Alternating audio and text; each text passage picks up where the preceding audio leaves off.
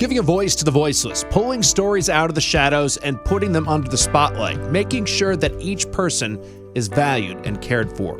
This is Humanity First with Peter Evers, presented by BAMSI. Hello, everybody, and welcome to another edition of Humanity First. My name is Peter Evers, and this is a show brought to you by BAMSI. And we're in May. We're about halfway through May, and as many of you will know, May is Mental Health Month, and we're having a number of celebrations actually at BAMSI and in our communities over the month. And of course, in my opinion, mental health is every day of every month of every year, because now, of course, is an incredibly important time post-COVID. And as we talked about a little bit before, the presence of technology in the developing adolescent is something that, as a country, I think we're all really worried about. So we're sort of going to weave in some of those issues today and talk about the diversity, equity, and inclusion movement that is going on in this country. And in many ways, we're moving into a period of time where we're actually beginning to pay attention to some of the inequities that have existed over the last, I don't know how many years, I was maybe say 1,000 years. And in that time, recently we're on a learning path as a country. In some ways we're a divided country around some of these issues, but I have two very special guests in the studio today. I have Gwen Broadway. Hi Gwen, how are you? And she's our director of scheduling. I nearly said scheduling. I know. Of scheduling and staff. God bless you, because that's a very difficult job. Yes, it is. And also Kat Stewart. Hi Kat, how are you doing? Good. And Kat is our director of operations in our behavioral health and children's services. So two folks that are really involved in our diversity and equity programs at BAMSI, which really have taken on a life of their own, especially since the summer of 2020, when this country witnessed the murder of George Floyd, a terrible moment in American culture and society, but also a moment that sparked interest from all sorts of places, perhaps where there hadn't been this interest before. So in some sense, that really was a moment that began a different way of looking at issues of inequity in society. And I thought it'd be great to have you on, because you play such an important role within the organization. But the conversation I'd like to have is is broader than that. It's about some of the things that are going on in society which are dividing us, and some of the things that are going on in society that sometimes we say we're making great progress in this country, and then there's a little bit of a bang on the head and says, well, wait a minute, is that really the case? So Kat, let me start with you. I when we were doing the prep for this show, I had said that when I first came to this country in 1990, I was having a debate with somebody about women's rights, and my friend, he's still my friend, said that's not an issue anymore in America, that we have legislated that. It's been asked and answered. The right for a woman to choose is inexorably written in law. Well, we know that actually was not the case, and the Democrats could have done something about that a long time ago, but they didn't. And now we're in this situation where the Supreme Court has made some decisions which actually are not supporting women's rights. In the context of that, do you feel that way? Do you feel as a woman that you're under attack?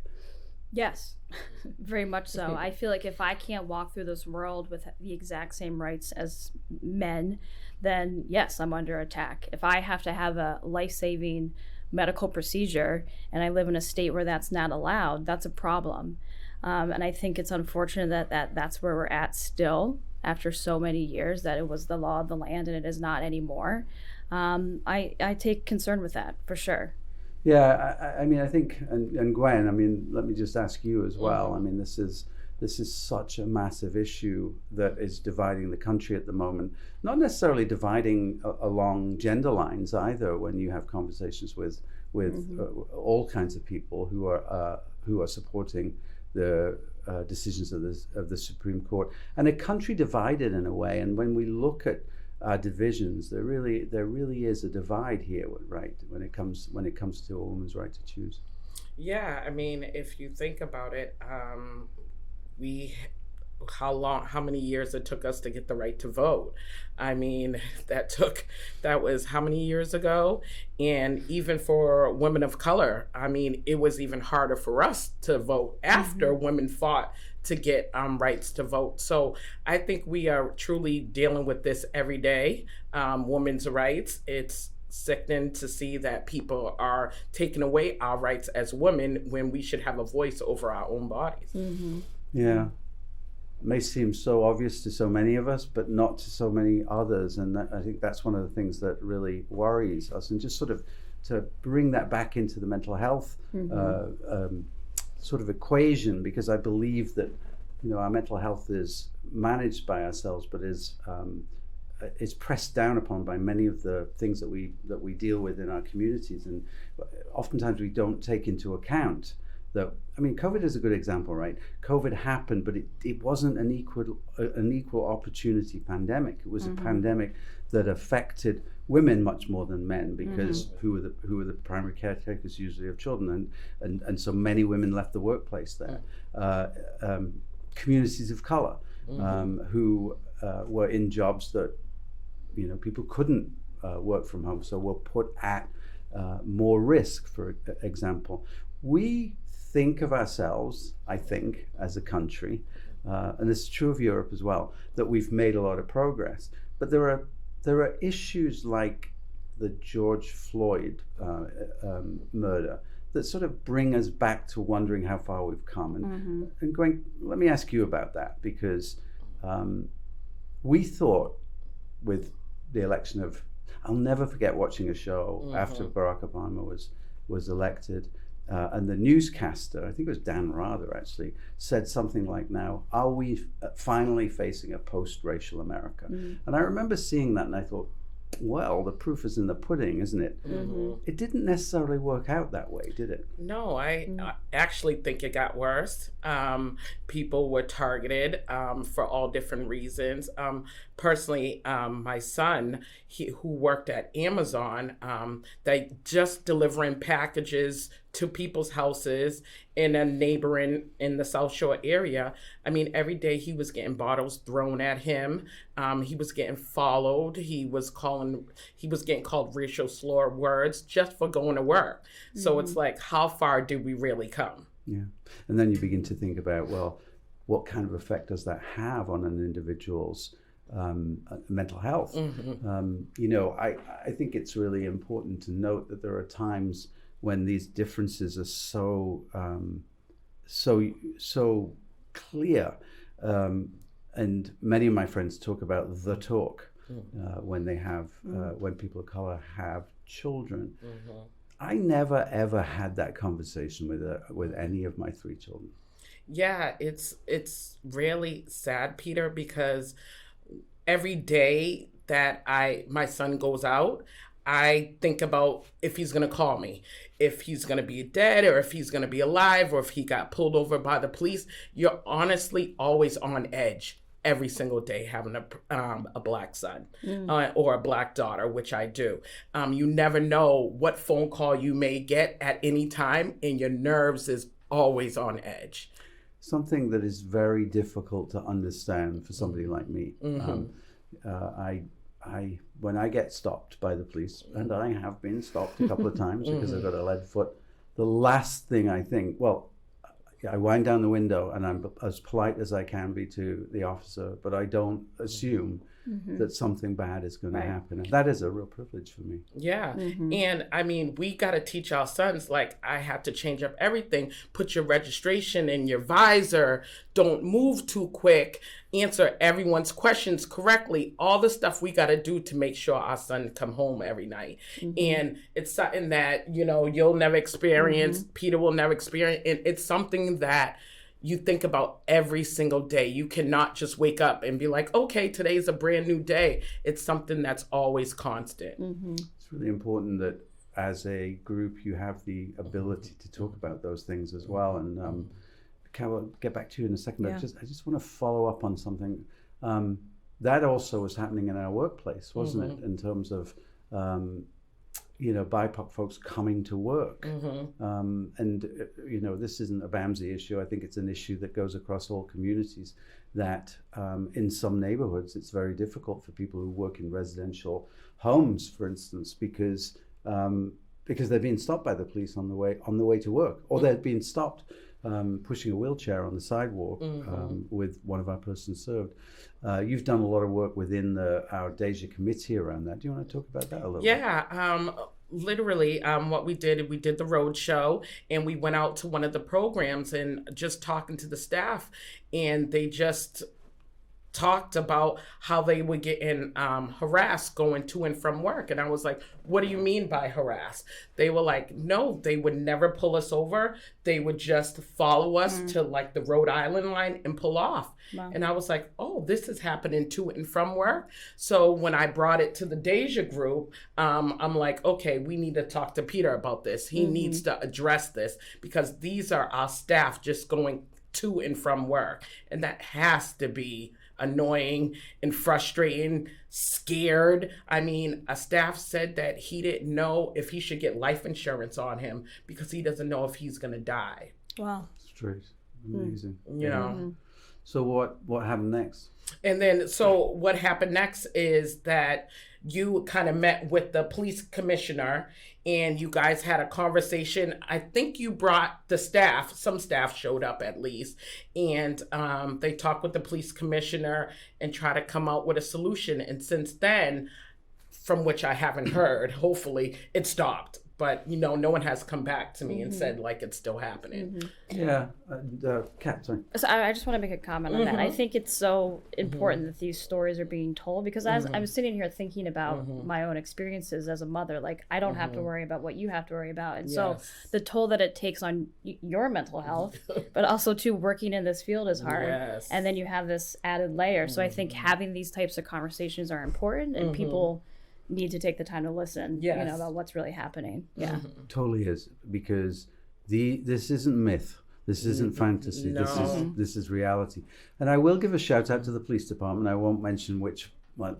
There's been a few. But when these issues were brought to the chief, in one particular case, the case that you're talking about, the lieutenant and the chief came out to the house, sat with the staff, spent an hour and a half chatting about what is, and staff of color, and by the way, many staff from Africa as well in the house talked about their experience as being new Americans, and it was just this really nice moment where this particular police chief knew exactly what to say, not to deny people's realities, to talk about the work that all police forces had to do in order to, look like the communities that they serve in, and be aware of unconscious bias. And this was police chief that done a lot of work on this, and I was happy about that. Gwen, I don't know if people are still being followed, but certainly haven't heard anything about that. Yeah, like on my end, I've told you, no one has came back to me and said it's still being a problem. But I can always go back and ask them, reach out to them, like, is those issues still happening? But far as I know, it's not. Well, it's good to hear. It's a small victory in a very long fight, I think. Yeah. And when we talk about equity and justice, and I believe that social justice runs through everything that we do in this organization and in our communities as well. And as we think about the LGBTQ population, and I know, Kat, that you've been involved in the subgroup that works there, we shouldn't forget that there are laws or attempted legislation, which is really will end up with laws that sort of legislate trans people out of existence. Tell me about some of the stories that you've heard around. I mean, how does that affect a group of people who feel under threat? I mean, largely, think about it. Someone else is dictating what you can and cannot do and how you can live your life. And I think, they're taking their power, the legislation, to try to control a group of people that just want to be who they are. And it takes a large toll. I mean, you see it in young people who have high rates of depression and suicide and significant mental health issues, and all they're looking for is some level of acceptance and being able to live their life, freely like everyone else has the ability to. So it's hard to see, and it's hard to see people hurting because of their lives not being valued, based on whatever's happening in the government. There is so much to do. There is so much that's been done. This issue is alive, and this issue needs to be debated. And I really appreciate that you said that conversations need to be had, even if we have different opinions. Right. We need to debate these issues because it's all about human rights in the end. Yes. Yeah. I want to thank you so much for coming in today and learned a lot. and hopefully, we can come back in a few months and see where we are. Yes. All right. Sounds good. Thank you. Thank you so much to Thank both of you. you. Thank you. Hi, I'm Jamie. I'm an essential worker here at BAMSI, and I'm a nurse.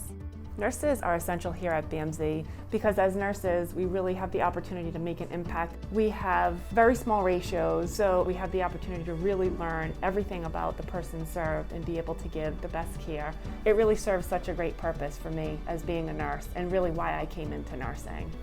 Learn more about nursing opportunities at bamsijobs.org. Giving a voice to the voiceless, pulling stories out of the shadows and putting them under the spotlight, making sure that each person is valued and cared for. This is Humanity First with Peter Evers, presented by BAMSI. Welcome back, everybody. This is Peter Evers again with Humanity First. It was so great to have Kat and Gwen on the show. They are really deeply involved in this sort of striving for equity and justice in our communities, as so many people are in the great state of Massachusetts. It still is Mental Health month of May. And so I think it's still important that we have conversations about mental health.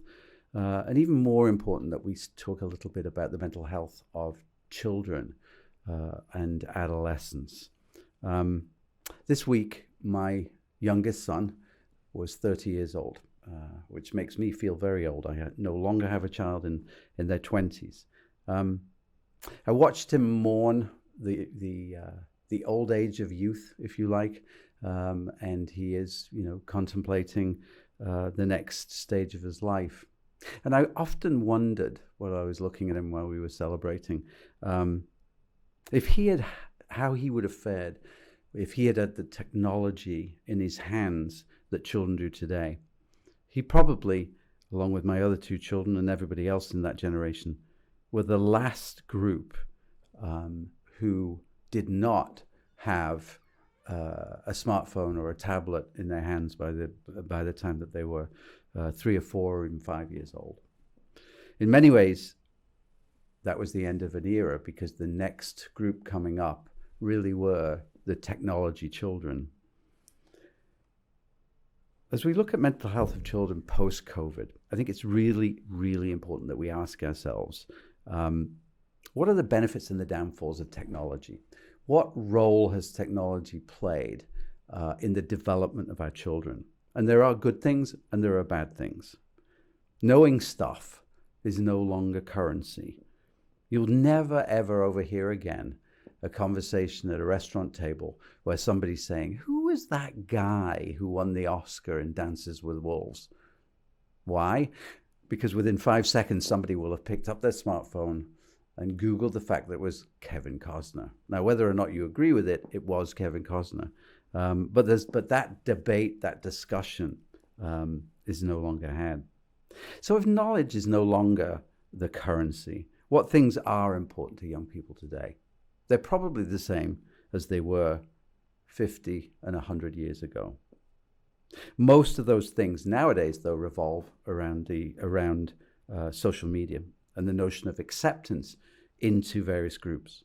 Belonging cannot be underestimated in the happiness of a young person.